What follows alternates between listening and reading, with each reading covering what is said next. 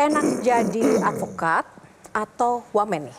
Wah, gimana caranya ya membedakan pisang dengan mangga ya? Oh gitu ya? Apa yang paling berubah, Bang? Yang pasti memang paradigma kita, ya, mindset terpaksa harus dirubah nih. Karena kalau advokat kan memang selalu kan di sisi dia selalu membela kepentingan kliennya, kepentingan masyarakat.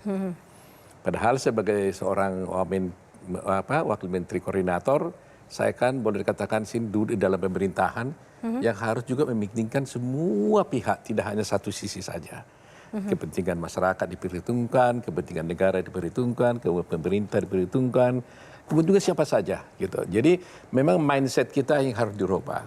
Tidak mudah memang ketika seorang advokat yang betul-betul puluhan tahun saya tidak pernah pindah-pindah profesi dari nol, ya masuk langsung menjadi advokat, berkarir terus sampai 42 tahun lebih, langsung akhirnya menjadi seorang wakil menteri gitu ya. Ini sebuah capaian atau tantangan kalau bagi Bang Oto?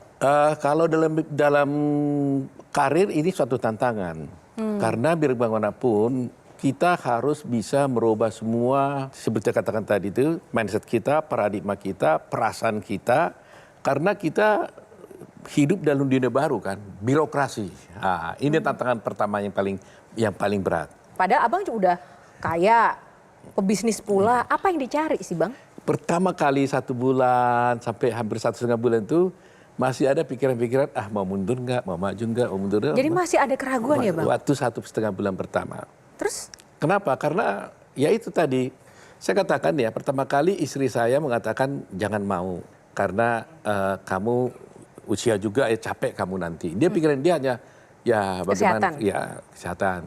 Anak saya yang perempuan sampai ribut 3 hari, dia nggak mau juga saya jadi wakil menteri ini. Nah tapi anak saya yang laki-laki dan menantu, mereka support. Dia bilang, kalau papa sofa biar manapun kan ada waktunya juga papa juga di lawyering juga kan harus slow down dong katanya.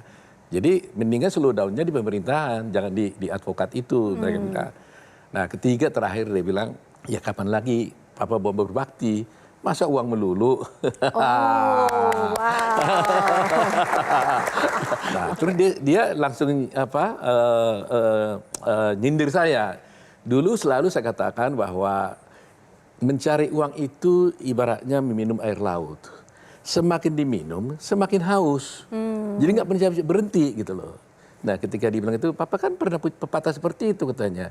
Jadi kapan dong katanya. Nah akhirnya kita nego-nego sampai seminggu itu berbolak-balik.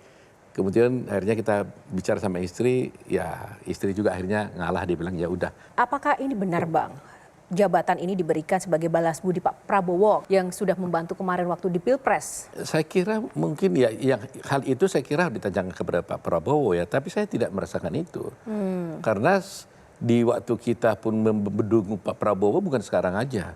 Di 2019 dulu juga kita sudah memberikan dukungan pada dia dan kita nggak pernah minta apa-apa, boleh ditanya. Nggak pernah deal apa-apa, nggak pernah minta apa-apa. Dari dulu ya udah dukung aja terus begitu. Karena memang kita simpati, senang melihat figurnya Pak Prabowo.